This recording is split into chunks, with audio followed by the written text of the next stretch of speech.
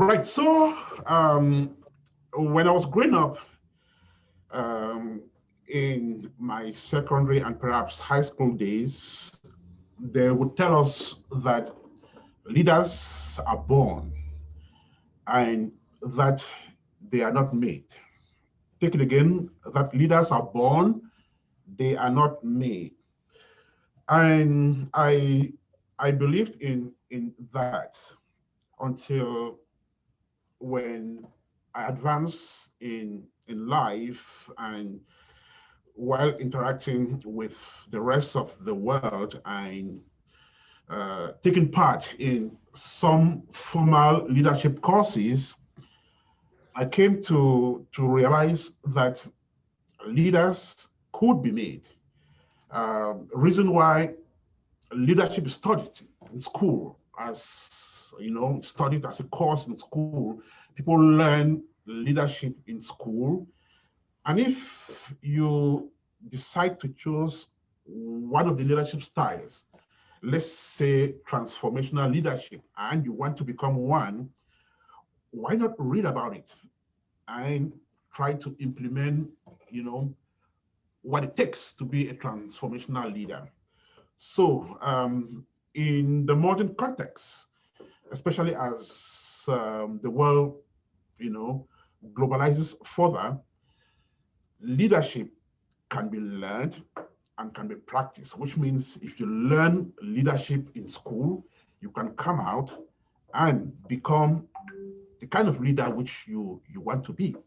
You know, so um, with the present context, business leaders are like running the game. They're running things nowadays. They're the ones ruling the world. Think of the guy of Amazon. Think of the young founder of Facebook, and all the billionaires, many of whom you know have become 3 times richer, uh, you know, than they were prior to COVID-19. So these are young people who lead, and they are kind of running things. You know, the world is on their palms. They run the business of the world, and believe me, some of them have sat in classrooms in formal settings and have had leadership education.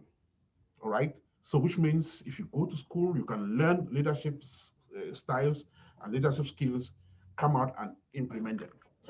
Well, I'm just having this short reflection on leadership because our two speakers today are young people who lead in their respective ways. They have led young people and they have experience in leadership.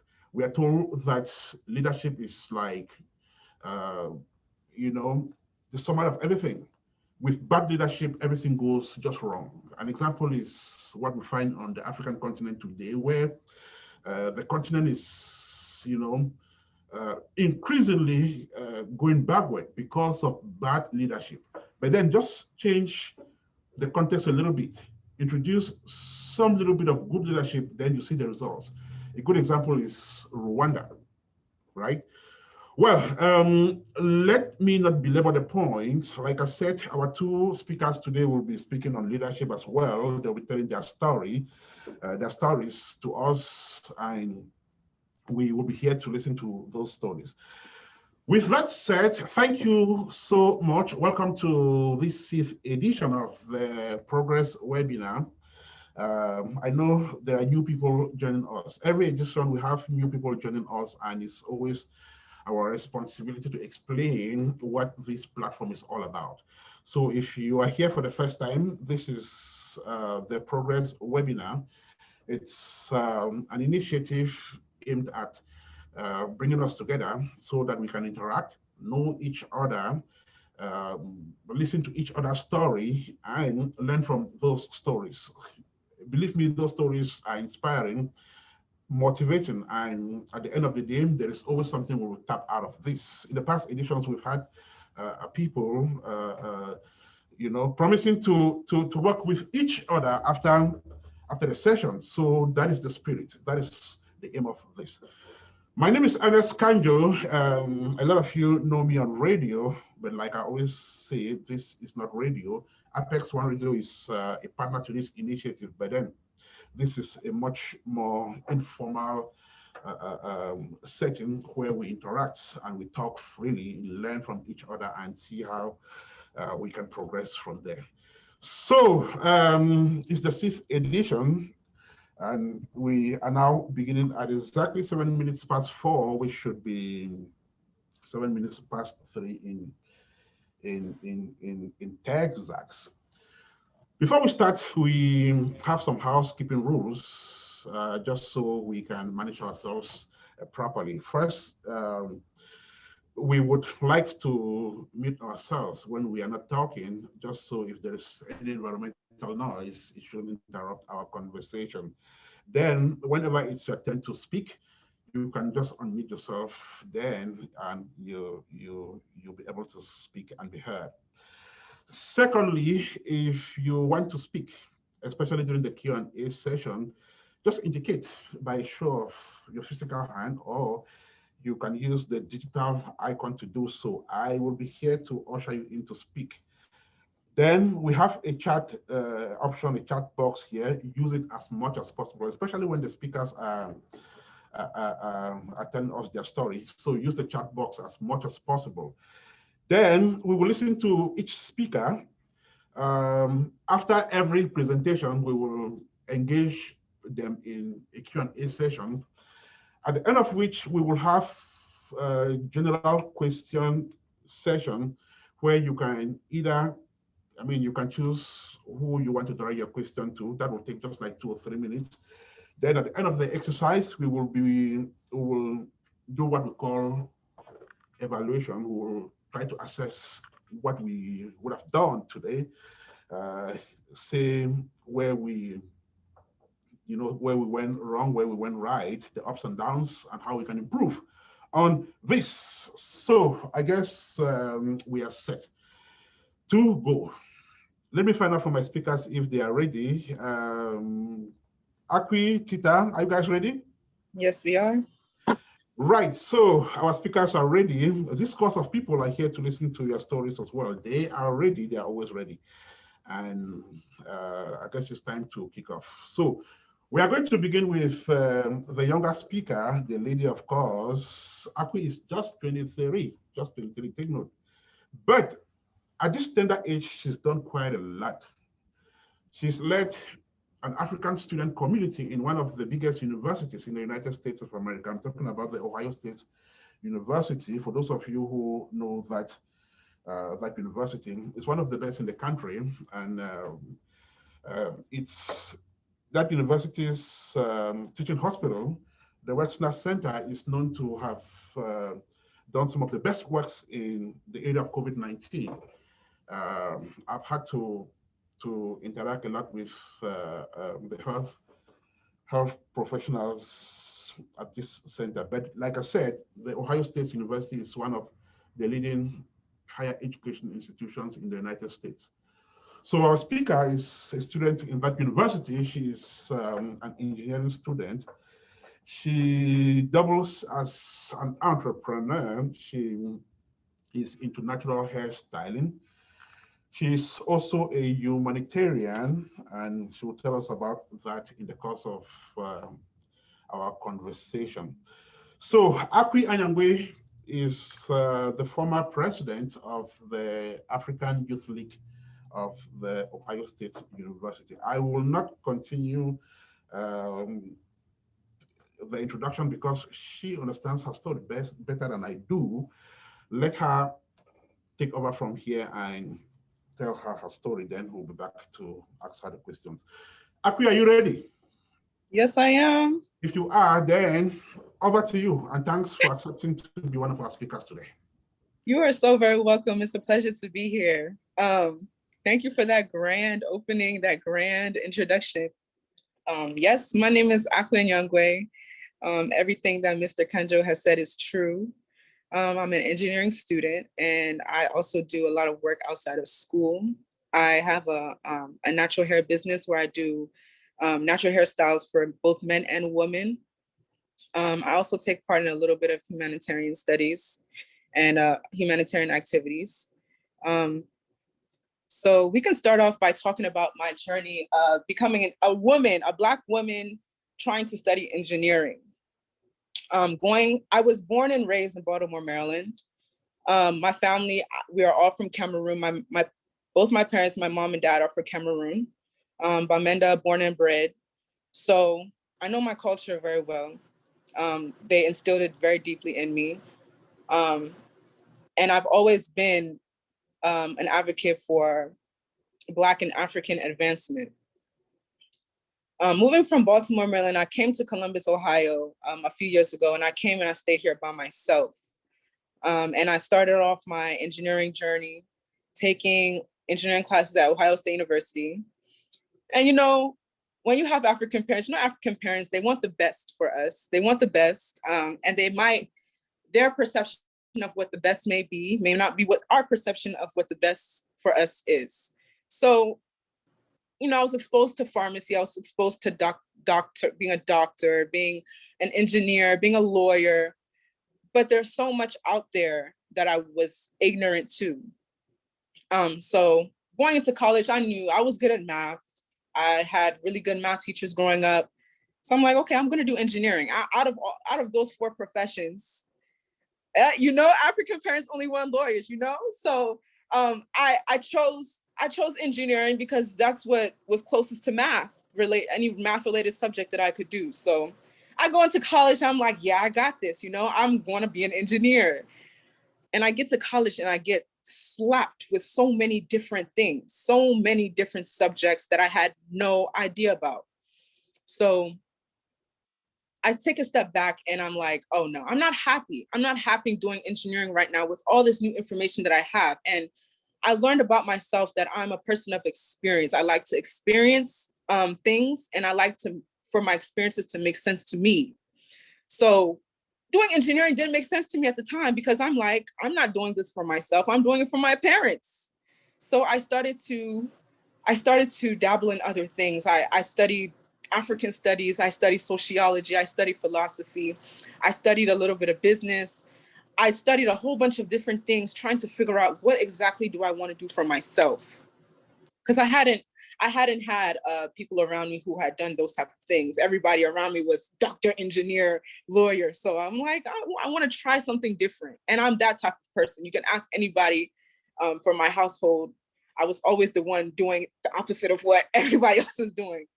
And it made me an open-minded person. So dabbling in all those things, I still wasn't quite fulfilled. And so I realized, you know what? I need to get out in the world. Sitting down and reading books is great, but I need to get out in the world and see what's out there for me. I want to see the type of lifestyle that I want to cultivate for myself, so I know what I'm working towards. So I started traveling. I spent like 6 months just traveling, just meeting new people, networking. And for some reason, God kept pushing me towards engineers kept coming into my vicinity. And I couldn't shake it. They just kept coming, and they kept telling me, just keep pushing, keep pushing, keep pushing. And I started to know what I wanted to do in the world outside of engineering. What is my purpose outside of sitting in a room coding? And what's my purpose outside of sitting in the room coding and problem solving and build bridges and doing what's my purpose outside of that? So they helped me to find that purpose. They helped me to see why engineering is the best thing for me to do. But I always tell myself, if I didn't, I beat myself up about the fact that I went around in a circle and still came back to engineering. But I told myself, the difference between me starting engineering now and me starting engineering back then is now I have a purpose. I know why I'm doing what I'm doing, and it fuels me to go farther. It fuels me to do better. Because I'm not going to lie, I was in a very depressive state. I was not doing as well as I should have because I didn't know why. I couldn't envision myself being an engineer.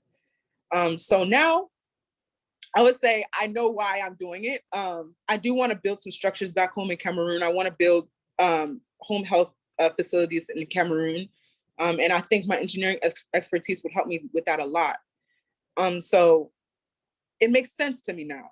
I see why I'm doing it. And so I'm doing it. And I always tell young people, your parents know they want to help you, but only you know what's best for you. So follow your heart. Even if it doesn't make sense in the moment, follow your heart, and the world, the universe, and God will gravitate towards what you're supposed to do. So throughout this whole journey, I was the president of a few organizations at Ohio State University. The first student organization I worked with was Minorities in Agriculture, Natural Resources, and Related Sciences. And that organization promotes minority students to go study agriculture and natural resources. So I was able, to lead my team. We went to conventions, we networked, and I was able to get an internship out of this position, which was really, really good for me. And with this internship, I studied the effects of carbon emissions on the ocean health. That wasn't quite what I wanted to do, but it was just interesting to learn something new. And then my second leadership position was, I was the secretary of our Model African Union organization at Ohio State. And that organization is geared towards debating and writing resolutions on African issues. And so I was the secretary, and my fellow executive board members, we would take our members to DC, where we held the National Model African Union conferences.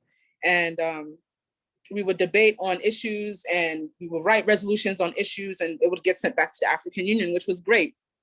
That wasn't quite what I really wanted to do. I know I like to learn about African politics, but it's not what I want to do with my life, you know. So the last thing that I indulged in that really changed my life was African Youth League, which is one of the biggest organizations, the biggest Black organizations on Ohio State's campus. And with this organization, I learned a lot about myself. It taught me patience. So, you know, working with fellow students, you have to be an open-minded person. And this is what I learned. And being the type of person that was always interested in different things, it came natural to me because I was able to understand different perspectives just because I've always put myself out there.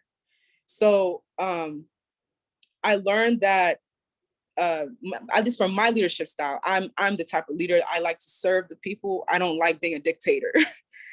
So I like to listen to what my peers would like out of the organization, and I implemented it. I tried to implement as much as possible what the people wanted to see. So I believe that my tenure as president was really successful. My team was very cohesive, and it was a great opportunity for me. I was extremely nervous to do it at first, but it forced me to become a lot more organized. It forced me to network. It forced me to make strong decisions and stand firm in my decisions, especially as a Black woman. A lot of people will want to challenge you, and they will want to make you re-question your reality. So I had to, it forced me to be a stronger person, a stronger leader, and strong in my decision-making skills. So that was an amazing opportunity. And I always tell young people too, if you can get into some type of student organization when you get to college, it will teach you a lot outside of school. So yeah, that's a lot about my journey as a student, as a student org leader. So let's talk a little bit about my entrepreneurship. So throughout all this, I started making money from doing hair. And I always tell people that Black hair is the most amazing hair out of all races, because our hair we are the only race whose hair defies gravity. Now let's think about that. When you look at a white man's hair, it falls down past his ears. An Asian person's hair falls down past their ears. only a Black person's hair can sit up against gravity. And people have to understand how amazing and important that is. And I don't want to get political, but we have been told that our hair is not beautiful, that our hair is nappy, that our hair needs to be made a certain type of way, and it doesn't. And with my business, I try to make young Black people, young Black boys and girls fall in love with their natural hair and the way it falls and the way it flows and the way it sits. I try to make that that's one of my biggest goals with my business. And I know there's a couple of things that I learned along the way too. Like I'm not sure if you guys are familiar, but back in the days of slavery, Africans used to bring rice from Africa to the Americas in their hair. They would cornrow rice into their hair and bring it over to America to cultivate their own rice or to eat it on the way if they get hungry. These are things that we don't learn in school about the Black hair, which is very important to like understand why it's important to love our Black hair. We can do amazing things. Slaves, you know how when Black people cornrow their hair, slaves used to cornrow their hair to make maps out of escape routes. Slaves used to cornrow their hair to make maps out of escape routes from their owners. These are things about Black hair that people don't know, which is amazing. And so with my business, I really try to make Black hair, I don't want it to be a taboo. I want people to love their Black hair. And me, I wear my afro to corporate America. So me, I've learned that the first couple of days I'll wear my sleek hair, but after that, I'm pulling out my afro. And nobody can tell me anything after that because that is my natural being. That's my natural self. So that's my motivation for my passion of doing hair. And as far as my humanitarian activities, I'm a member of the Community Refugee Relief Initiative, which is an initiative.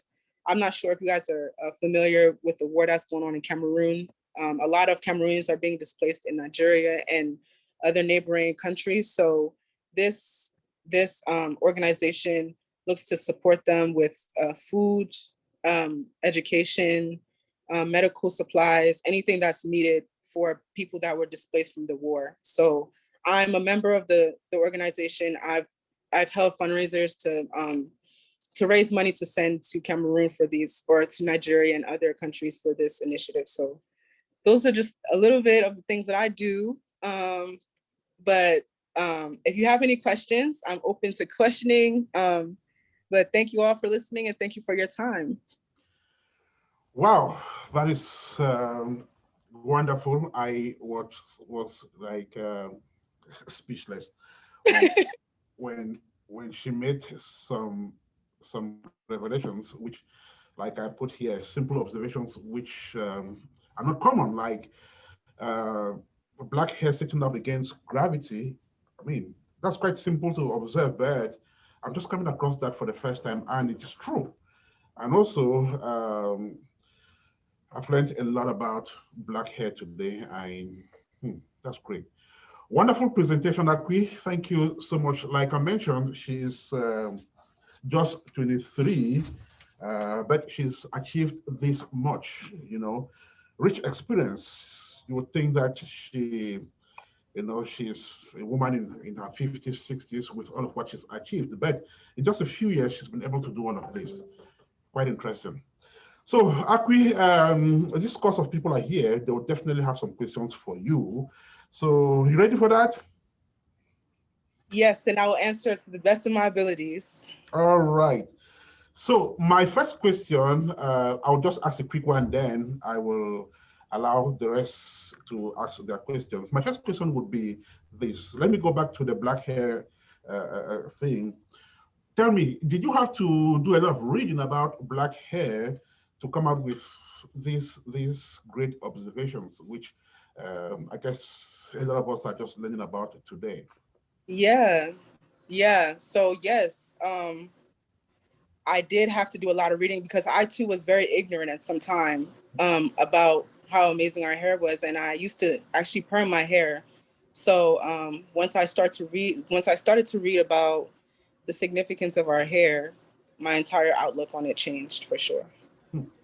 Great. Right. So I see Solomon indicating that he has a question. Solomon is in Johannesburg, South Africa. Solomon, over to you. Thank you. Thank you, Aki, for that story and that presentation. It was absolutely fantastic. I enjoyed it. Thank you. But I have a question, and this question might be various layers. Within your leadership style, is there room for socialist leadership? I know that you live in the US, which is a very capitalist oriented. So the leadership thinking there is very individualistic. Because in where I live, there are several attempts to practice collective leadership whereby not a single person takes a decision and not a single person. So the view is not the view of the majority, it's the view of the consensus. And the consensus is taking people that you do not agree with along with you on the decision. So is that something that you have practiced? Is that something that has come into your thought in terms of your thought leadership? Thank you. Thank you. Can I clarify what you're asking? Are you asking whether I've had to make decisions with people who may not particularly agree with my leadership styles or the things that I may want to implement? No. What I'm asking to understand from your leadership style, especially within the university setting, is that when you lead, do your team of leaders, like those that are board of directors or office bearers, do you lead together? Do you share leadership with them, or is it just because you are the pivotal leader that you decide and then ask everyone to come on board? Or is it a collective leadership, which is very socialist leaning? Got you. Yeah, okay. Thank you for that question. Really good question. I definitely try to implement as much as possible, because I know that America is very individualistic. And, like I said, I've always grown up understanding the importance of community and togetherness and cohesiveness. So I've always tried to, ask for the opinions of those that are around me, my other fellow leaders, even leaders outside of my organization. I always try to reach out to them, to ask them how they might go about making different decisions. So that's a really good question. I definitely try my best to be more of a socialist leader within a capitalist community. It's very difficult because you can't please everybody, but I think it makes other people feel like they are, it makes other people, like maybe my vice president or my secretary, it makes them feel like they also have play a huge role in the organization. And that's important for cultivating a strong community. This is what I learned as a leader. You want everybody to feel like their opinion matters, like they matter within that cohesive force. So I try my best. It's very difficult. But I think when people know that your intention is good and you make decisions that may not be of their, what they want, it's they get over it and you move forward. So that's a really great question. Thank you for that question. Perfect. Thank you. And if the moderator allows, if I may just make a follow-up comment. I really want to thank you for the way you've answered the question, because the question was mostly informed by the fact that us outside of the US, we understand the US form of leadership as one man takes all. But I'm really chuffed with the inclusion of the word community. I come from a community, and people do appreciate when we bring those aspects of our community upbringing. We don't view the world as individual. We view the world as a collective. And I think you've addressed my question very well. Thank you so much. No further questions. Thank you, sir. Solomon, thank you so much. That was a beautiful question. And what we tapped from it is that collective effort is always the key. As a leader, you must have, others get on board and make sure everyone's opinion everyone's opinion counts. Thank you so much. Tita, you indicated you had a question or an observation? Absolutely. Ms. Akwe, thank you so much for a wonderful start, and I am actually marveled by how much you've achieved at your tender age. I don't have a question. I just have a few remarks, which I think I captured from your presentation, which I think I needed to re-echo. When you talked about passion, finding your path, when you went to college, you had a difficulty finding your path. That is a struggle that many young people have these days. It's very easy to get confused in the multiplicity of tasks that awaits us. And one of the most important decisions that a human being will make in the course of his lifetime is the choice of his career. And when I get the opportunity to share my own experience, you will see how that decision has been total in taking me to where I am today. And as they say, find your path, find your passion. Even if you're taking the road less traveled, like David Frost said decades ago, take that particular route less traveled because it's complete with a lot of opportunities and, of course, difficulties. Second thing I captured was passion for Africa. I don't know why Mr. Kanjo invited both of us here tonight. It looks like you are the exact replica of what I am when it regards to our passion to improve life and livelihood in Africa, and with regards to rallying a college of Afro-optimists to improve life on the continent and for African diasporans. The next thing I captured from your presentation was servant leadership, or what John Cotter called team leadership. It's very imperative for us to understand the implication of leadership, which was the intro that was given by Mr. Kanjo at this session. Leadership is one of the pivotal things that will make a society grow. And if you look at countries like Rwanda, we will understand why leadership is very important. And your approach to leadership, which seems to tie with mine, I am more of a servant team leader.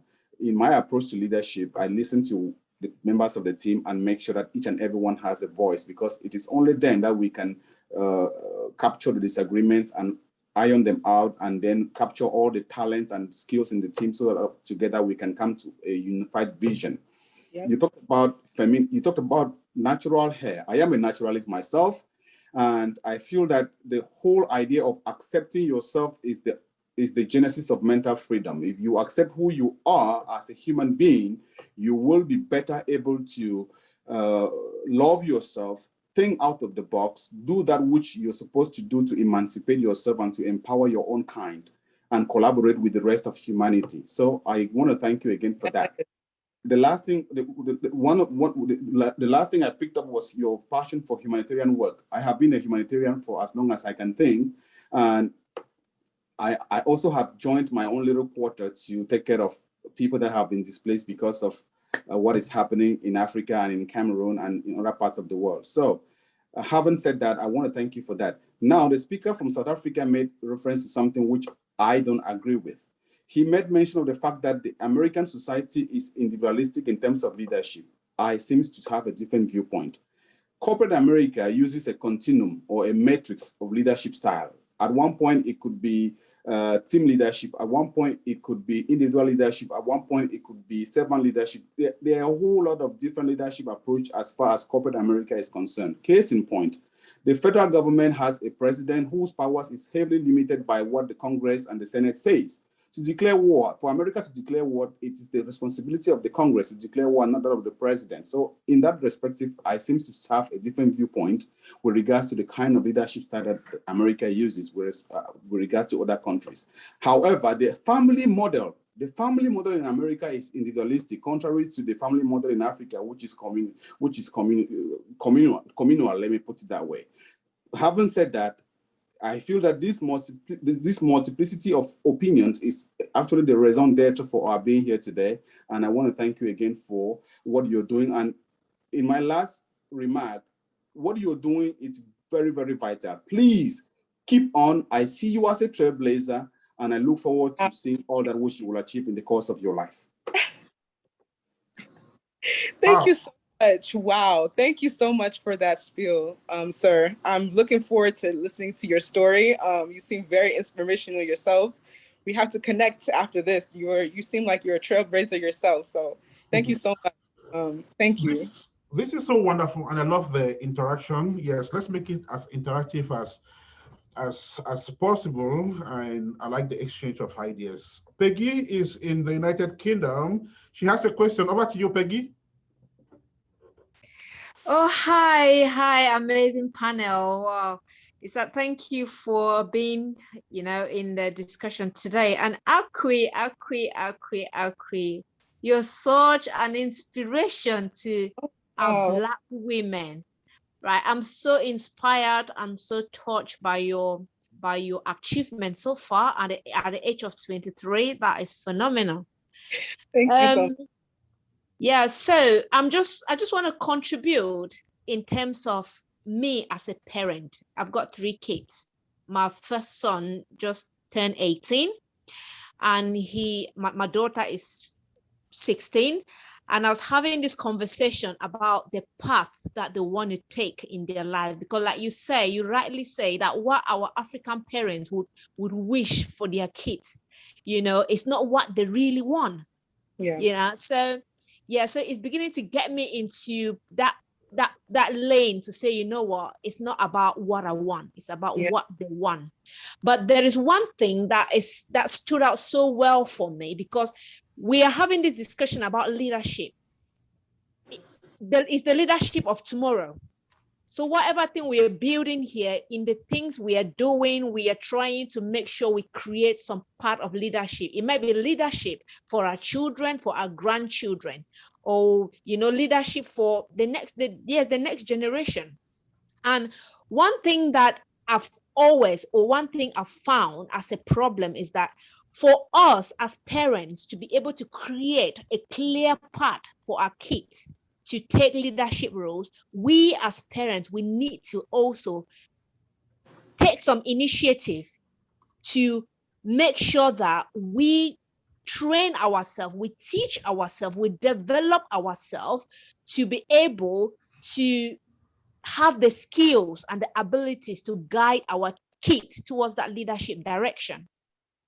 And the reason why I say so is because especially most our African parents, most of us, we come from challenging homes, where things happen. You talk about domestic abuse, you talk about all sorts that happen in their home, and at the backdrop of it is mostly the women are mostly affected.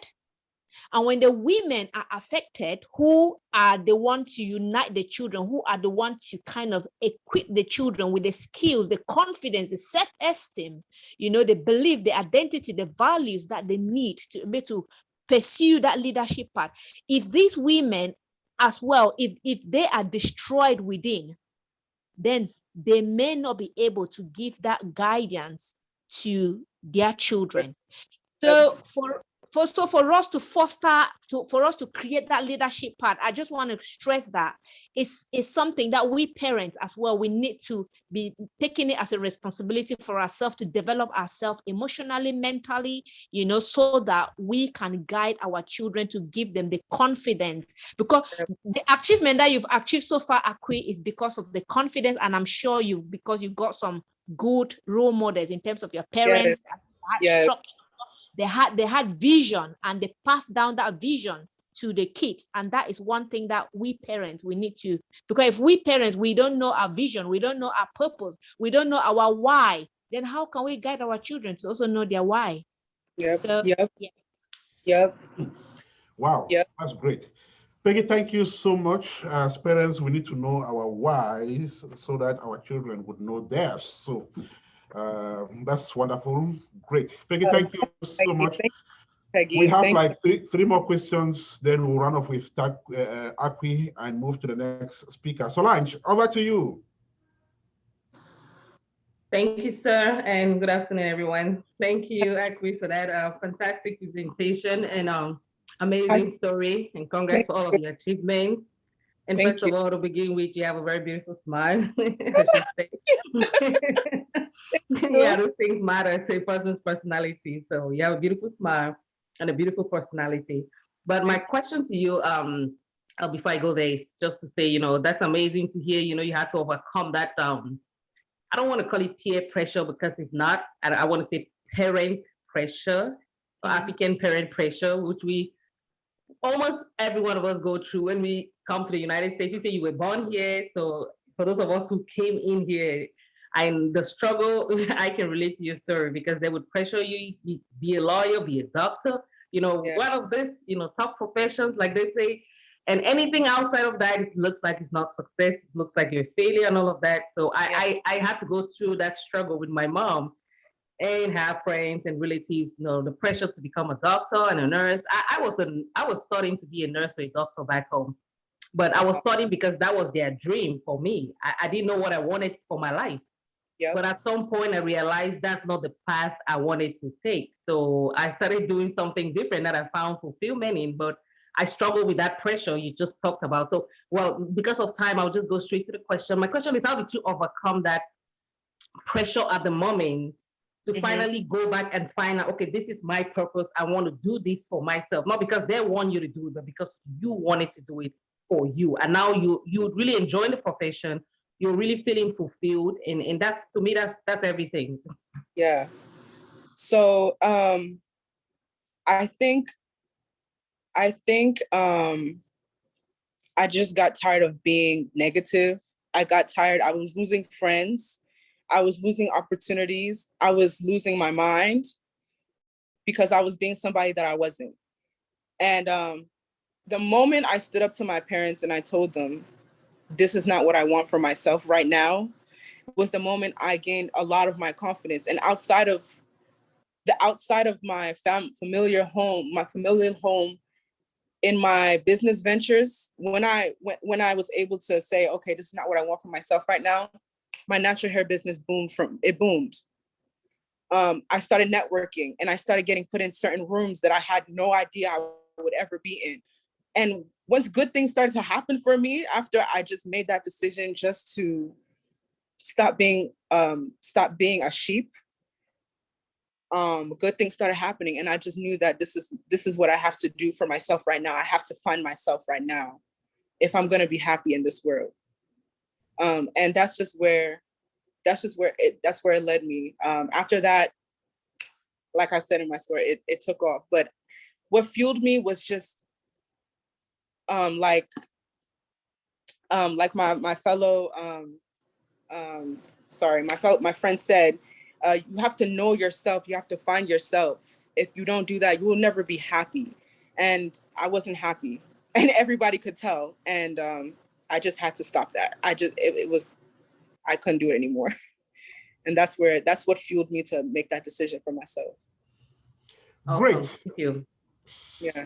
Solange, thank you so much for that question. And like you said earlier, Akwi, your parents always want to help you, but you alone knows what is good for you.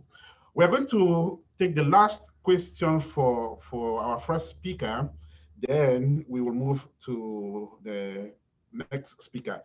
Danielle, over to you. Danielle Sindwala.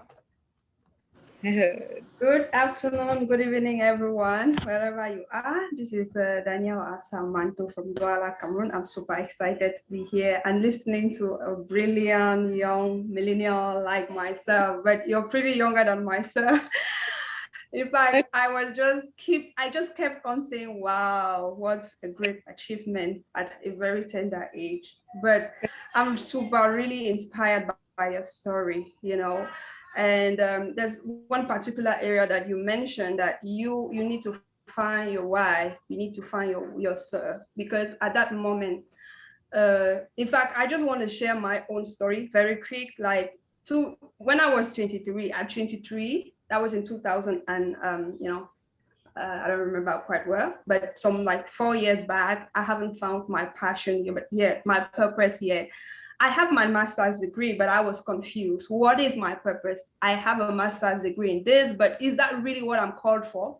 But I had no money to hire a coach or a mentor to walk me through the process of discovering my purpose. And my only thing, the thing I relied on was God, the books I read. I read a lot of books from Dr. Miles Monroe and other great authors who talks about purpose, passion, and all the rest. And actually, it's during that moment I actually discovered or found what was my purpose. I discovered my purpose at that point. And just after that, just within 3 years, I have been able to realize so many things. I'm actually the founder of Creative Dream Academy, where I help coaches and business owners to build a powerful brand online and to be established as authority in their niche and to drive more sales, leveraging the internet. And apart from that, thank you.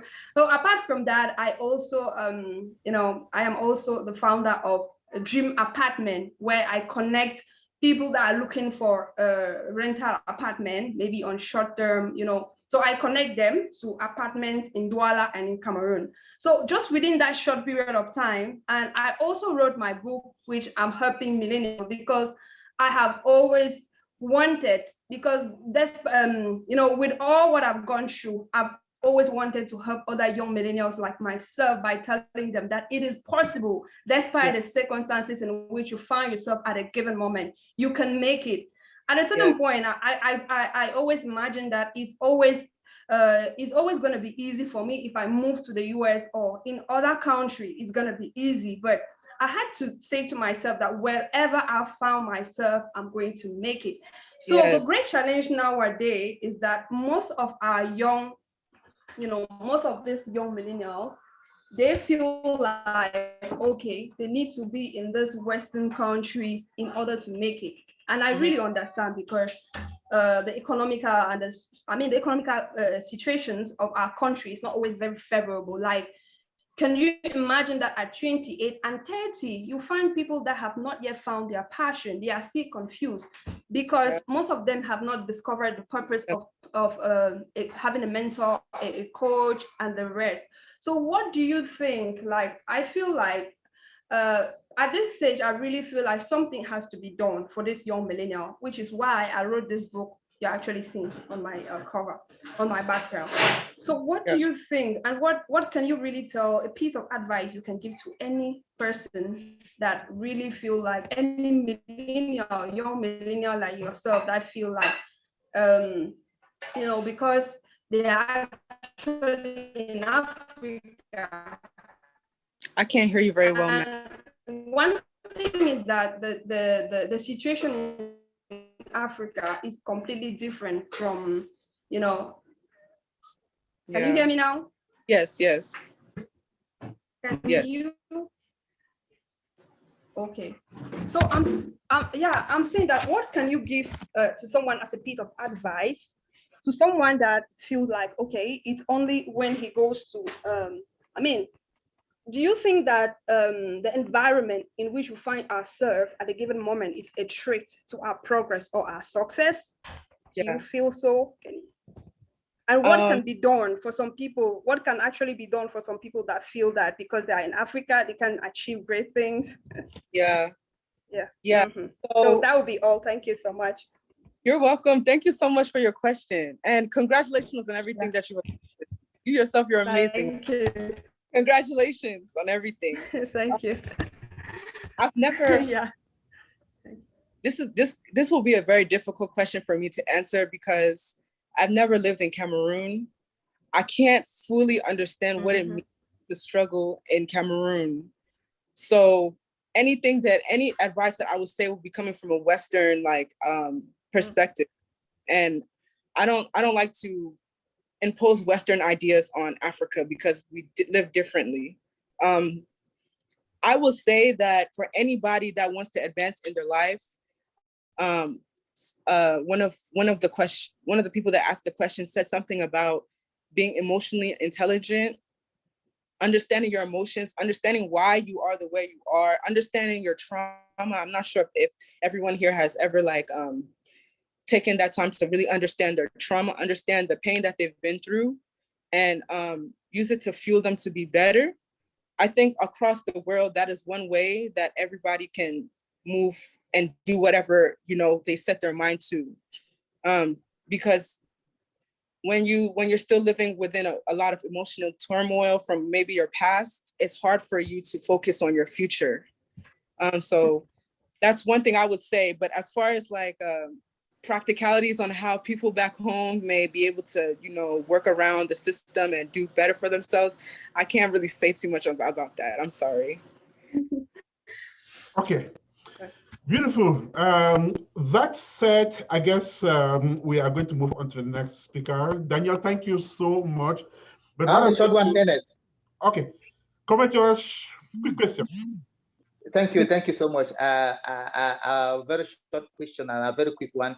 Akwi, I must say I'm proud of you. I'm called Josh. I live in Delaware in USA. You are a great example to follow. I see your passion for leadership. But now, what is the motivation behind your leadership endeavor? Is it your character, the people around you, or your community? I think my motivation is to spread goodness. I know that I have a good spirit, and the world is crazy now. And I like to just share the goodness that I have with other people, so people can know it's possible to be a leader. It's possible to be in a place of position and still be a good person. Because, leaders nowadays, they can turn left and right and up and down and do yawa. So I tried my best to be, to make the best decisions that will not be hurtful to people, but also be firm, and spread goodness. I think that's my motivation behind being a leader. Wow. Yeah, my question is, what is motivating? That is, what is the motivation behind your leadership endeavors? That is it your character? Yes. Or the people around you, or your community? What is motivating you as a leader? Is it you yourself, your character, your community, the people around you? I would say I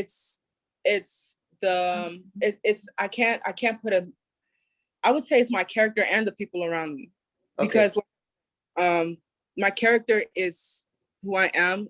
I believe that I'm a good person, and I believe that I've been put on earth to spread goodness. And so spreading goodness so that the world can be good. So I would say, yeah. Thank you. Great. You're welcome. Josh, thank you so much for that last question. Just to add before we move to the next speaker, and to tell Danielle that it doesn't really matter where you are in this world. The world has become so globalized that you can make it wherever you are. I'll give you an example. I run a media organization, a radio station in the United States. I have friends and former colleagues back in Cameroon who have the same initiatives, but they make more money running radio stations back there than I do, with the same activity here in the United States, which means that you can still make it back there, and even better than some people who live in the Western world. I mean, if you've lived in the Western world, you know exactly the kind of struggles we go through. An example is very few people, buy cars in the United States and pay cash. Like they go get a car and they start paying car note for I don't know how many years. But have you seen that happen back there? No. In Cameroon, people buy brand new cars and pay cash. That just tells you that you can still make it big out there. Right. So let me not belabor the point. Aku, want to thank you so much for your wonderful presentation. It was great. I noticed you inspired not one, not two, not three people here, but all of us all of us. It's a wonderful, wonderful story. And don't be surprised that down the road, you may still be invited to come and talk more on this platform. All right, thank you so much. Meantime, just hang around for the next speaker. If he says something that catches your attention, feel free to come back. All right. Excited to hear his words of wisdom. Great. All right. So that said, we're moving to our next speaker for the day. Mo Tita is a health practitioner. He is a leader. When I say a leader, I mean it, because I've experienced him, lead a few groups, including the National Actors Guild of Cameroon, United States of America branch. He's also an actor, so he leads Cameroonian actors who practice the art of acting movies in the United States. So he's been leading that organization. That guild is an actors guild, as a matter of fact. He is also a member of a former president of the Northwest Traditional Council in the United States of America. He's going to explain that when he mounts the rostrum. He's also into insurance. I just learned about that as well. Then he's done a couple of other things. Let me not tell his story. Let Tita does so himself. So if you are ready, Mo Tita, over to you. Then we'll be back to put you on the hot seat. Thank you very much, Ernest. I want to again extend my congratulations to Miss Akwe Anyangwe for her wonderful life and service. Good evening, good afternoon to all our listeners. I am Montar Petapala from Papyakum, the Northwest. Born and raised in Cameroon, spent some time in England, spent some time in France, and I've been in the US now for close to a decade.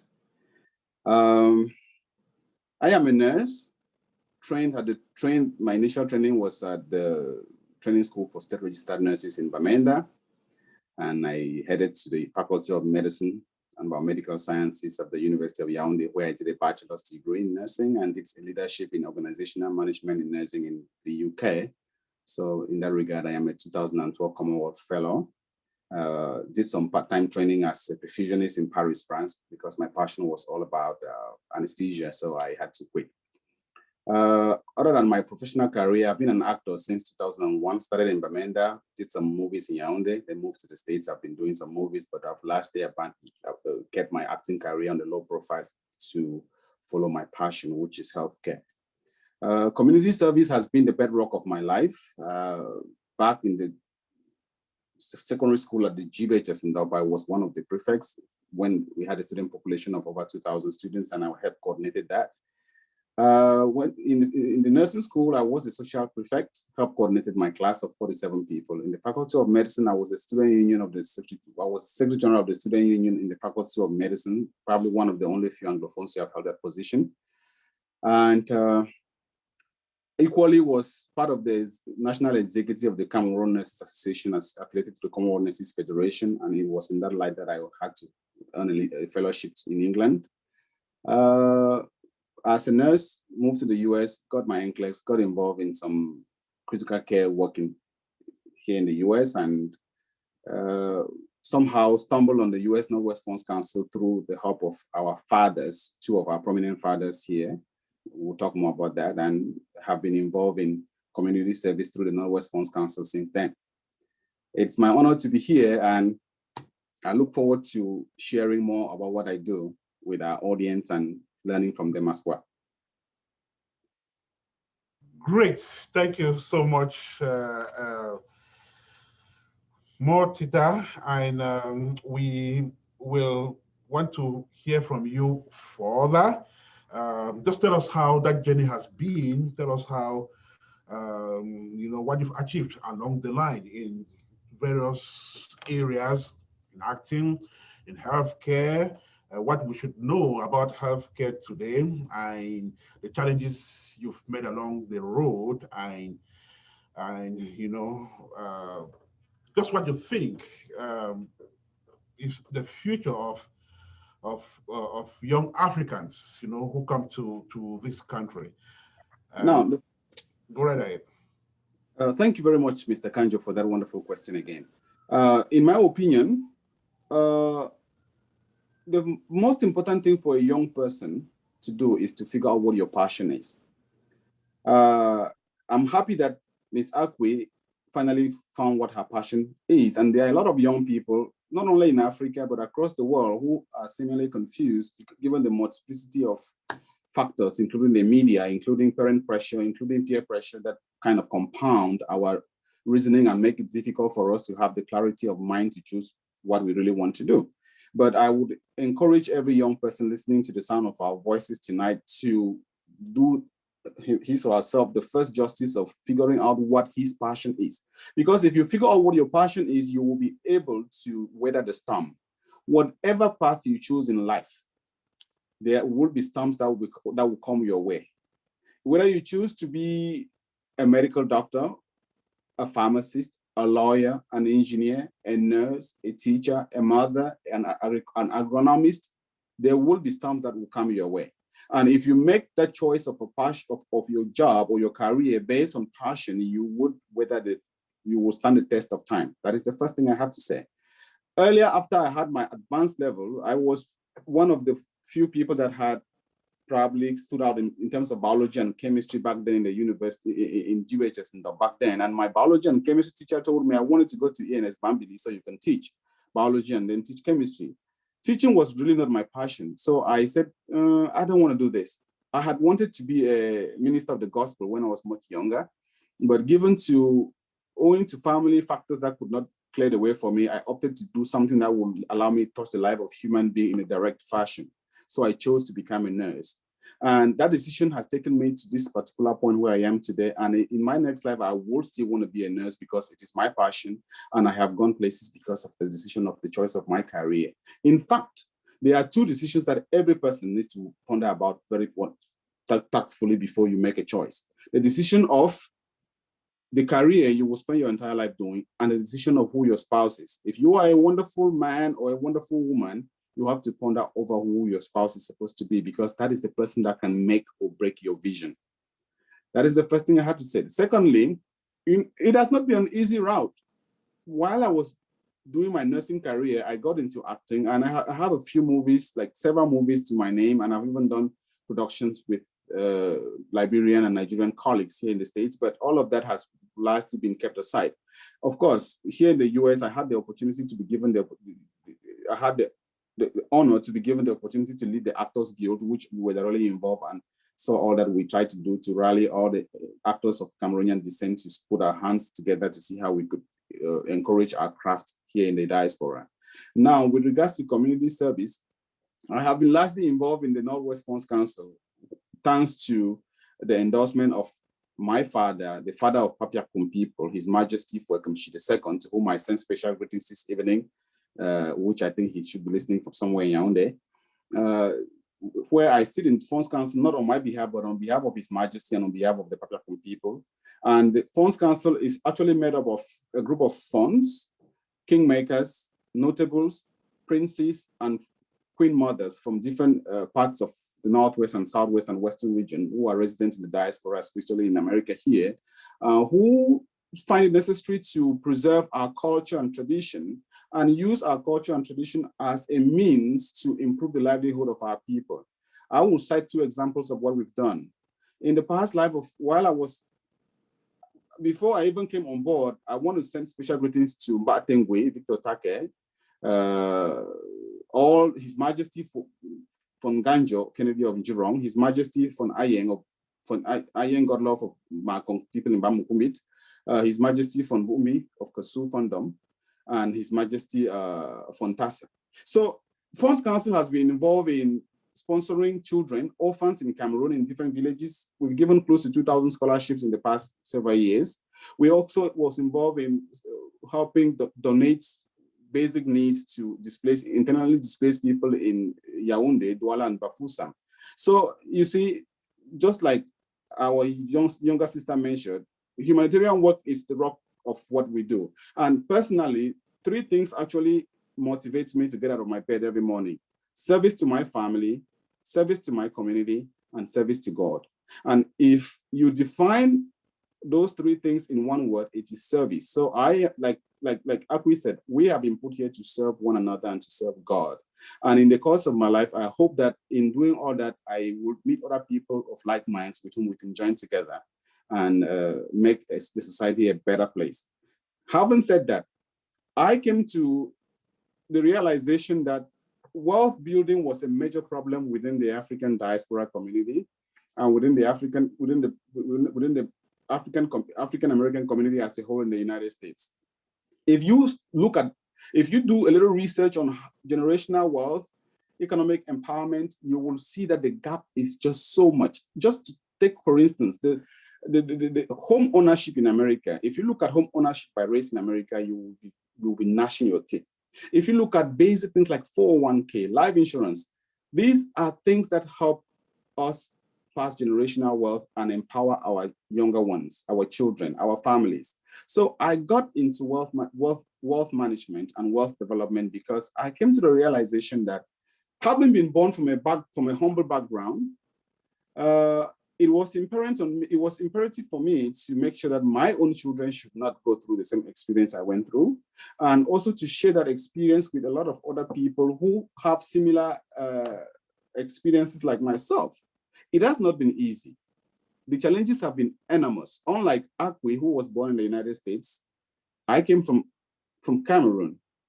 And of course, just like you, Ernest, you know the challenges of navigating a new environment, the people, the environment, the way, the mindset. There's something called acculturation or socialization.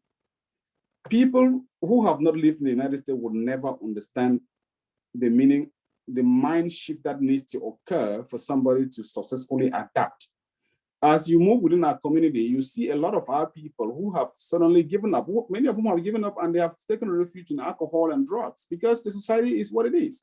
However, my sincere hope is that as we begin to talk and network and do events and get together, we will find ways to mitigate the increasing influence of alcoholism and drug, the increasing influence of family violence, domestic violence within our community, and start a true discussion about building wealth and empowering ourselves. It was this same thing that motivated me to write to the former AU representative to the United States, Her Excellency, Dr. Arikana Chihambori Kao. When one time I said to myself, what is the role of the AU? If all these things are happening to people of African descent in the United States and in America and in Canada and in the Americas, what is the EU thinking about this? So I sent an email and I got invited to join some effort several years back, that culminated in my activities with Pan-African Diaspora Youth Association, which was all about rallying people of African descent, both people that came from Africa and people that were born here. Of course, like you see, Akwi and myself, we are from 2 different parts of the spectrum as with regards to Africa, so that we can put our hands together to share our skills, our resources, and our energy to see how we could help boost life for us here as a whole, and then extend that generosity to people on the continent. So we can talk till tomorrow about the things that we have to do, Mr. Kanjo, but I would prefer to put a pause right here and let our audience drive the discussion on where exactly they want our events to go. Thank you again for your attention. More Tita, another beautiful story there. Thank you so much. Quite a rich experience, you know. And like you said, he can tell the story from now till tomorrow. He's done a lot, you know. So it's time to ask the questions. So let me begin with Akwi this time, previous speaker. Right, so Akwi, over to you. Yes, thank you so much, Motita. Am I saying your name correctly? Yes, Akwi, thank you. Okay, you're welcome. You are extravagant. for you to have moved to Cameroon and come to America and do all of this great work is amazing to me. I once dated someone that was straight from Cameroon, and the way he was struggling to adapt to the new society. So I think it's amazing that you were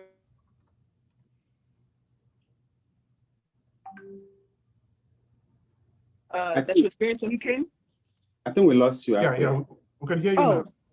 Oh, sorry. I was asking, can you talk about some of the culture shocks and the differences in culture that you witnessed? I'm always interested in that because, you know, me, I'm coming from, I'm from America. So I really want to know, like, how did you move from Cameroon, come here, and still, what pushed you to still, like, you know, be as successful as you are, coming from a completely different world?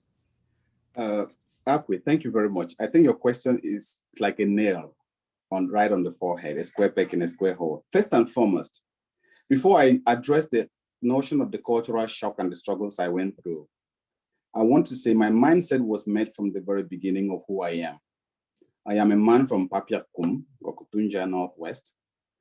That particular part of the world has a culture, they have a history, and they have a way of doing things. If you look at my appearance this evening, it tells you that I am dressed like a typical notable from the kingdom of Papyakum. That is where it begins in your mind. If you know who you are and you are unapologetic about your person, about your roots, about your history, about your person, many of the things will fall into place. Now, talking about the cultural shock that I experienced, first and foremost, before coming to the state, I had lived in England. I had spent some time in England. I spent some time in France. So moving from Cameroon to the Western world, I had to start learning about things like personal space. You know what personal space is very much. If you come, the African has a family-oriented kind of way of life. The typical Western society, European model, which America is inclusive, has a very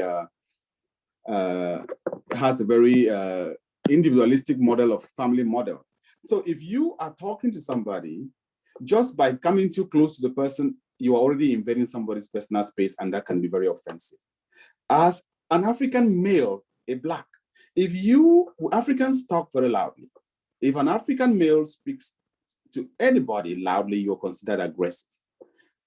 Your dressing, your type of food. If you went to a workplace, if I went to work and take food that is not pizza, it's not hamburger, my colleagues will look at it to be very strange because they don't understand. You know, these are the kind of things that all of us deal with, which does not make sense to the mind of somebody who does not understand who we are as a people, but which to us is very important. Secondly, the whole idea of being disciplined. The African society is not a very disciplined society. I don't say it in a negative way, in the sense that people will drive their cars without driver's licenses in Africa, and they may get away with it. People will speed to the level, whatever level, and the only consequence they may have is an accident and death and all that kind of stuff. People would avoid paying their house rents, and the landlord will come and talk to you for months before you, and they may not kick you out. But in America, all that is already figured out. If you don't pay your rent, your mortgage, a court will give an injunction and you're out. If you speed, you're going to get a ticket. If you don't pay the ticket, your license will be withdrawn. So this was the kind of shit that I needed to go through. And that's why when we're talking to young people that have just arrived, and like, please, you want to avoid 3 things in America. Crime may take time, but it never goes unpunished. Felony is a big thing. You cannot do anything again once you are a felon. Scamming, most of us young people get into illicit activities online, doing scamming, getting involved in drugs, getting involved in alcoholism. All of these things will not build the kind of Africa or the kind of society we want. So these are some of the challenges that I personally went through. As I'm speaking to you right now, I am in a program where I'm studying for a Doctor of Nurse Anesthesia program. I'm the only minority, and I get along pretty much well with all my classmates and with all my mentors, and I don't have any problem because over the several years I've been in America, I have had to shift my mindset. It's not been complete. I'm not a fully baked product yet. Of course, I'm still in the learning process, and for many years I will still be learning. Simple things like, oh, I like your accent. Where's that accent from? You know what that means. So these are some of the things which all of us will go through when we come from our part of the world, but which I have comfortably adapted in. And I no longer apologize for my attire, for the way I speak, for the kind of food I eat. That is who I am. And I have come to realize that more people who get to understand who I am as a person respect my choices. And that's what mental freedom is all about. Beautiful question, amazing response. Akwe, thank you so much for that question. He was talking there about learning how to adapt in foreign cultural setting. When you look at the global business environment today, cultural diversity is the talk of the day. So you accept other people's culture, then you learn other people's culture. It's called cultural immersion, and you go from there. Well, thank you so much, Titamo. Let's find out if we have the next question. Solomon, your hand is still up. Do you have a question? Peggy, do you have a question?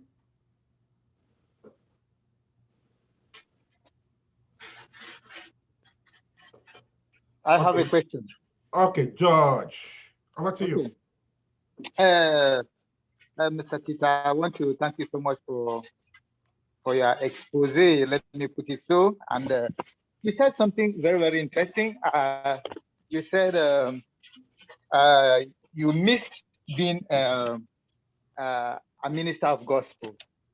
And from the way you talk, I really see actually you miss being a minister of gospel. That apart, I'm interested in your filmmaking. I know Cameroon is actually lacking behind as far as filmmaking is concerned. What do you think is the problem with our own industry? Because if I look at the Nigerian film industry, I look at Ghanaians, I look at Liberians, they are moving leaps and bounds. But if we come to Cameroon started, this industry or this film industry some years back now, but we are not moving forward. We are not actually moving forward. And like you said, you've been in the industry for quite some time, even when you were back home, even as you are here, you are still struggling to do something to make sure that, the Cameroon film industry, get a better stand. What do you think is actually, let me put it, the bulwark, stopping the industry in Cameroon to move forward? Thank you very much, Brother Solomon, for the question. I will start by throwing a wrench into what you just said. Comparisons between Cameroon film industry and Nigerian film industry is just like comparing an elephant to a gazelle. Nigeria, the Nollywood is the third largest or the second largest film industry in the world. So there is by no means anyhow we can start comparing Nigeria to Cameroon. Those are not even compared. It's not apple to apple. We are comparing apple and oranges. So it's not. It can't work. Now comparing Cameroon film industry to Liberia, to Sierra Leone, and to Ghana might make a lot of sense in my mind. Now, having been in the industry way back since 2001 and struggling in Cameroon back then with the likes of Boma, the likes of Bob, the likes of let Zaxo, may his soul rest in peace, let John Everfresh to build CFI back in Yaoundé. Back then we held conferences both in Douala, Kumba, and Yaoundé to get CFI together. And in the diaspora, we've done a lot as well, pre-COVID, to get Actors Guild and Producers Guild and Directors Guild together, thanks to the work, thanks to people like Uncle Matt Atugong, people like Can Quintus, people like Agbo Gilbert. However, the Cameroon film industry is not backward, in my mind. I will give you a clerical example of why I'm saying so. You know about the initiative by Mr. Agbo Gilbert, which celebrates a yearly movie festival in Boya. It's very successful and is bringing people from far and wide, from India, from Bollywood, from Nollywood, and from the USA. That is progress. You know about the recent entry of probably several or 4 or 5 Cameroonian movies into Netflix. Things like started with Nina's Diary, then Fisherman's Diary by Can Quintus, and winning a host of awards, and many other Cameroonian movies that are making it to international stages and winning awards. That is progress. However, in as much as we celebrate the progress that we are making, given our specificities of Cameroon, we have to look at what is keeping us from making even a more faster, speedier progress. Now, Cameroon has a bicultural nature. It would have been, it should be an advantage, which we are not yet tapping into it. If you look at something like the Écran Noir, which is held all the time in Yaoundé, how many English movies make it to Écran Noir and are celebrated? If you look at the movie festival in Boya, organized by Age, how many French movies make it there and are celebrated? So we need to start by looking at the things that are keeping us back. Can we start by celebrating the fact that Cameroon has a bicultural nature? That's the first thing. Can we start by talking about the unity amongst all the actors or the stakeholders in filmmaking? Actors themselves are the last lap of the journey. It begins with the scriptwriters. It begins with the producers. It begins with the directors. It begins with the editors. It begins with the light technicians. It begins with the soundtrack producers. Movie industry is $1 billion industry. And if we start by talking about how to get all these people involved in a way that we can really be professional about it, then we can make even bigger strides as far as movies is concerned. Now, I'm talking about the specific challenges in the diaspora. I held the very first ACNA Diasporan Congress here in the state of Maryland in 2016. The images are still online on Facebook and YouTube. And I brought together all those who mattered at that point in the movie industry. And prior to, in prelude to that, there were lots of meetings held together and chaired by different other leaders to get to that point. Now, the challenge has been to really rally. Same problem that is plaguing the CFI back in Cameroon is plaguing the diaspora. If we are not able to have a single functional movie industry that respects the contribution of each and every person as different pieces of the chain, then we will not grow as fast as we should.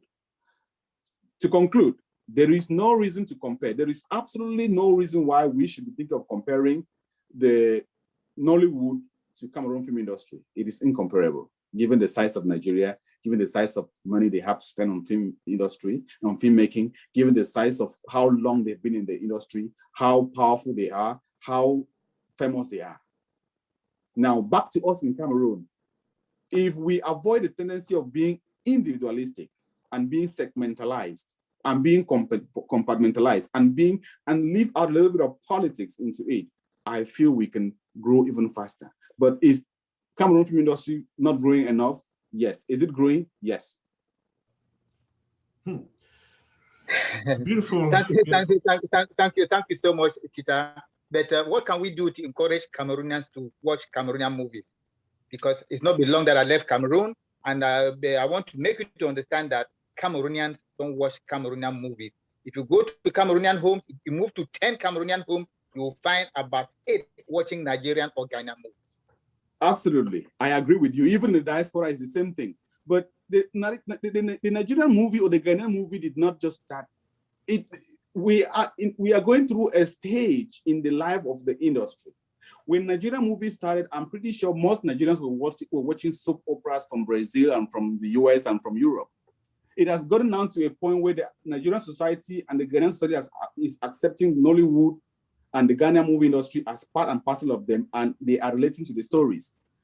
First and foremost, what we have to do is that both public and private media stations will have to start injecting the proceeds of our work into the society, which means on CRTV, on Equinox, on STV, there should be slots allotted for Cameroonian movies that have met certain standards. That is the first thing. Second thing, we should be able to organize. Of course, I want to thank Age, Agogibet Ebot and his partners for putting up the the film festival in Boya, and of course the organizers of Ecran Noir in Yaoundé. Those are the kind of initiatives that will take the movie industry from being an abstract thing in the mind of movie makers only to be part and parcel of our society. Like The Fisherman's Diary that was recently made by Can Quintus and his other brilliant actors have made waves. That Can Quintus and that crew have won a lot of awards, and that is the kind of success stories we want to talk about. I believe that every Cameroonian and most Africans have watched A Fisherman's Diary on Netflix. And as well, when they launched it in Cameroon, it was a huge success. So beginning with the film movie makers, we need to start working on our story, our script, storylines, our equipment, the quality of our actors, the quality of the product we put in the market. We need to start also know that movie making is a whole industry. Once the movies are out, they need to have promoters that will be able to do the job of promoting what we do. And that will mean talking about visiting radio stations and using the internet and getting a centralized platform where we can have all our movies delivered. I remember when Nigerian movies started, you would have remembered hearing things like publicity that was made by people like Segun Arinze about movies being bought at certain places in Onitsha and about all that kind of stuff. So we need to figure out, we are in a stage in our own industry, and the things that would make us grow faster is things that will unite us. Unity of all movie makers, beginning with script writers all the way to the actors, involving directors and producers, promotion of our products, and then getting a platform where we can do this massive promotion in our own country so that our people can start seeing our industry as part of the economy. And the last thing I want to say to you is the movie industry should not just focus on making movies, they should also be gainful proceeds for the movie makers. How much are Cameroonian actors being paid? How much are producers being paid? So these are the kind of questions that have been plaguing us as actors. And these are the kind of things that we need to sit concretely and talk about at national level. I am aware that CFI Cameroon has been doing a great job, and they recently had a congress. I think it is a congress of CFI going on recently, but the congress is not attended by all movie makers. Not every movie maker in Cameroon is part of CFI. So it becomes a problem, and it saps into the energy of the movie making industry. Same thing in the diaspora. Beautiful response as well. Our speaker jacks in several things, yet he masters everything he does. So he's not only a health worker, not only a humanitarian, but he's also a very great actor and a leader in film administration. His guild actually helps, a lot of actors who are based in the United States, to know exactly how they can perform the art of acting, away from their country. But let me just ask the last question. I don't know if we have other questions, but if not, I will just ask you this last question, which still, centers around your involvement in film. You head an Actors Guild, the National Actors Guild branch in the United States, which has, permit me say, gone moribund for a very long time now. So what is the problem, and do you have any intention of reviving this guild and getting its activities back on the rails? Absolutely. I will start by recognizing, like you really said, the Actors Guild in the United States has gone silent for a while. And the reason for that is because, of course, the Actors Guild in the Actors Guild in the United States is part of the Actors Guild in Cameroon. And when the fish starts to getting rotten in the head, everything about the fish becomes a problem. Now, as far as the Actors Guild in the US is concerned, we have not been making waves on social media, but we have been talking in the background. And prior to my coming to become the president of the Actors Guild, my predecessors have confronted the same kind of problems I have confronted. Mine has even gotten worse because of issues related to COVID, and most importantly, the socio-political situation of Cameroon. the Actors Guild in the USA did not only involve people from a specific part of the country, it was a national platform. And when the issues of Cameroon boiled out and spilled over within the guild, it became very, very difficult to rally the kind of mindsets that we needed to continue the activities of the guild. However, in the time that we were struggling to get things on track, we were all confronted by COVID-19, and that grounded everything to a halt. And I must say that actors and lovers of film should be hopeful. The only thing that a man really should not let go of is hope. Because even if I may not be the person that will get the Actors Guild to that particular mountaintop, the activities, the little things that we are doing now in sustaining it will definitely build the momentum that will carry it all the way to the mountaintop. We may not have been making waves on the media as a guild, but you will recognize that individual actors and acting groups are doing wonderfully well, even amidst COVID. And once everything is clear for us to start getting together again, of course, the ESCO intends to get together first and foremost to look at ways to revamp things and continue the discussion as far as movie making is concerned. That organization will definitely be revamped, and he will be back here to talk to us. I guess we have the last question to run off this session today. Maxwell, I saw you indicating. Is Maxwell there? Yes, good evening to the speakers for tonight. I'm Adik Maxwell. I'm in Germany. It's about midnight here. And well, we have seen two community leaders with various models of leadership. Now, I would go to a specific question to you. Now, we have in, let's say you are an African leader, you are a role model, you lead, I mean, I don't know if you advise funds or you are part of the funds conference or Northwest Funds Conference, but then there's one specific thing that I may be specific here about community building as leaders. Now, in your region of Cameroon, you have community development associations or development associations. These have existed for years and years now. How you as young leaders, how do you, and these organizations having existed for years, have not yet, I might say, have not been at the epitome of the growth of these communities.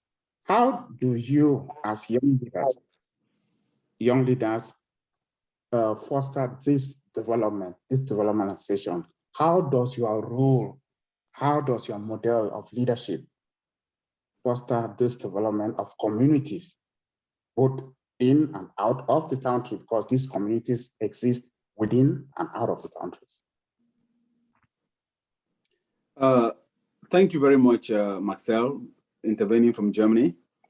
Of course, community-based organizations or village association is as old as our villages. And I want to take this opportunity to thank the president of Papyakum Development and Cultural Association, Cameroon, Mr. Nganjo Mama, and all the regional branches for the work they've been doing in promoting the culture and sustaining developmental activities in Papyakum village, what we call Baba One in Gokutunja. Personally, when I found myself here in the United States, I thought it necessary to start the Papyakum Village Development Association here, what we call Badeka, which is Baba One Development and Cultural Association, but we call ourselves Papyakum. And that has brought together a group of like-minded people from Papyakum who, of course, share the same culture, share the same language, and share the same ancestry. Now, the reason for doing this, in my opinion, was twofold.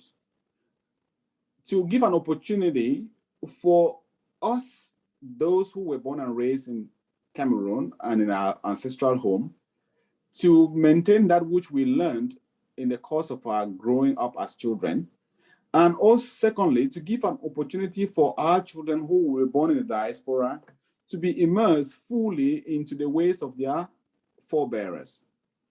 Now, the position of the Development Association, of course, with regards to Baba Awan, Papyakum, where I come from, has been very sterling. Projects like building of schools, projects like giving scholarships to our young ones, projects like construction of our palace, the home of our father, His Majesty Papyakum. Those are some of the sterling projects that have stood out. As of today, Papyakum has several government secondary schools, and most of those secondary schools have been constructed by the Development Association. And this is the Cameroon chapter. Now, for us in the diaspora, given that we are still babies and we are still trying to get our feet together, we have been maintaining regular contacts. I can affirmatively tell you here that all people from Papyakum resident in the States, I know where they are. We do talk. Of course, the disastrous activities of COVID have not allowed us to meet in the last 2 years, but we will definitely be meeting again to continue that communion as people from the same area. Like I said, the reason for this is because we need to keep our way of life, our culture and tradition alive, and we need to give our children an opportunity to learn our ways of life and use that togetherness and that unity as a way to uplift the life of our members back in the villages where we come from, which could be in terms of giving scholarship, it could be in terms of building a health center, it could be in terms of constructing a bridge, it could be in terms of contributing toward water projects. You know all these things, and as a diasporan, you understand that the challenges of having clean water, the challenges of having good government schools, benches, is a real struggle for our villages. And this is the kind of things that we look forward to. Great. Thank you so much for that response. I guess it answered Marcel's question. We have just 1 or 2 minutes to run up this session, and that will be it for the 6th edition of the Progress webinar. At this point, we are going to just, in the absence of any more questions, we can entertain one more question for either of the speakers. But if there is none, we will just run up. And usually we will run up by just asking 2 people to evaluate what we did today, and that will be it. I'm just going to appoint 2 people to just give us the last word. First, I don't know if Peggy is still around. Peggy, are you still there? Can I extend some greetings to some people before we round up, Mr. Kanjo? Sure, go right ahead.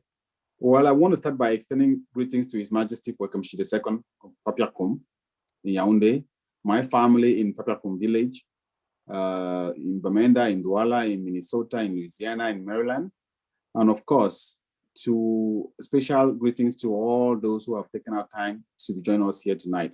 I hope that you enjoyed yourself, and I look forward to continue the discussion. And again, if you have time, you can visit my website, www.tutapale.com. There are a lot of things that we can share, and we can always continue the discussion offline as well. Beautiful. So, Motita, just go ahead and drop your link in the chat box, so we can take that home. Solange, are you there? Yes, I'm here. All right, Solange, just give us a last word. What's your appreciation of today's session?